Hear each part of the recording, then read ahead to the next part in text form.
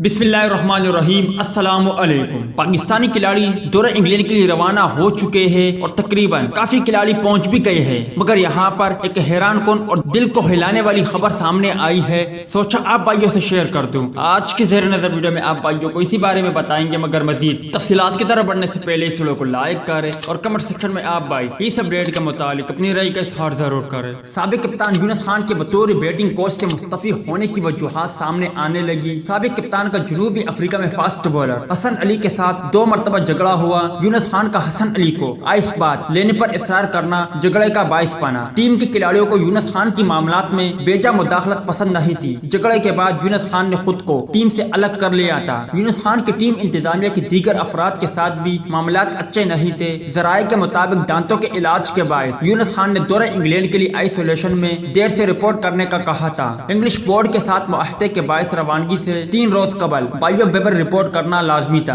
यूनुस खान के होटल में देर से रिपोर्ट करने की जिद पर मामलात मजीद खराब हुए, जबकि एक और रिपोर्ट के मुताबिक सेंचुरियन में T20 मैच के बाद ड्रेसिंग रूम में यूनुस खान ने हसन अली को अपनी डोमेन से हटकर किसी बात पर कुछ समझाने की कोशिश की, जिस पर उन्होंने भी सख्त जवाब दिया। मामला मजीद बिगड़ने से पहले ही यूनुस खान वहां से चले गए थे और फिर टोर में ज्यादातर खामोश ही रहे। इस हवाले से राब्ते पर PCB ने तफसरे से गरेज किया, जबकि यूनुस खान दस्तयाब ना हो सके।